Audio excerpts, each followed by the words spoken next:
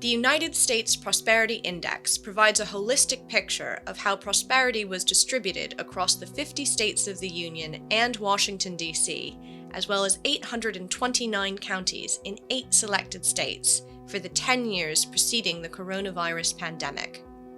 It shows that, prior to COVID-19, U.S. prosperity had been rising and was at its highest ever level.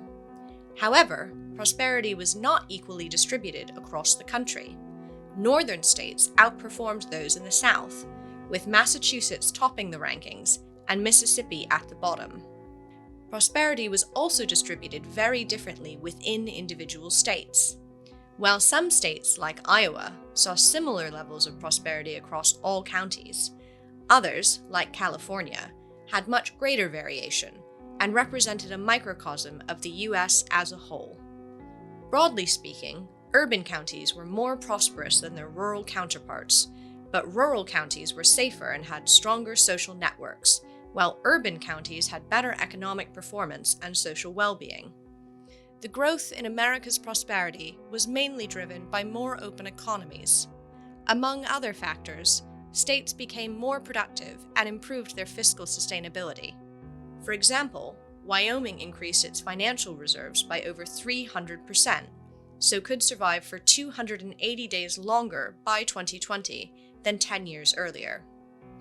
Living conditions, health, education, and the natural environment had all also improved since 2010. But while the US has seen improvements over the last decade, which can provide a strong foundation as the country charts its way out of the COVID-19 pandemic and grapples with civil unrest, there are warning signs at national, state, and local levels that need to be addressed. The weakening of social capital is a serious threat to future prosperity, as strong and inclusive communities and institutions are the cornerstones of society.